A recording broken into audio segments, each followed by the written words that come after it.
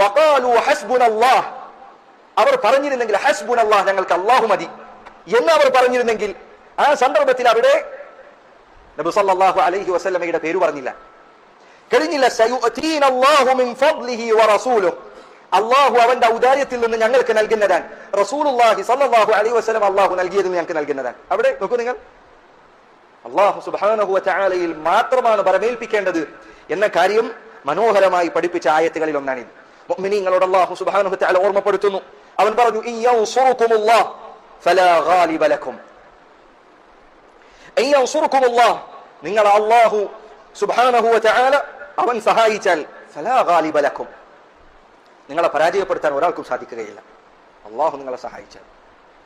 വഇൻ യഖ്ദുൽകും ഫമൻ ദല്ലദി യൻസുറുകും മിൻ ബഅദിഹി, അവൻ നിങ്ങളെ പരാജയപ്പെടുത്തിയാൽ അല്ലാഹുവിന് പുറമെ ആരാണ് നിങ്ങളെ സഹായിക്കാനുള്ളത്?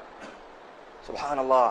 ഈ ആയത്ത് മുസ്ലിമീങ്ങളുടെ ഹൃദയത്തിൽ പ്രവേശിച്ചിരുന്നുവെങ്കിൽ, അതവരുടെ ഹൃദയത്തിൽ കയറിയിരുന്നുവെങ്കിൽ, എത്രയെല്ലാം വലിയ അധികാരികളും എത്രയെല്ലാം വലിയ പട്ടാളവും ശത്രുപക്ഷത്തുണ്ടായിരുന്നു എങ്കിലും അവരുടെ ഹൃദയം ഏറ്റവും സമാധാനം അടഞ്ഞതായി നിനക്ക് കാണാൻ സാധിക്കുമായിരുന്നു. ഇതവരുടെ ഹൃദയത്തിൽ ഇറങ്ങിയിരുന്നുവെങ്കിൽ,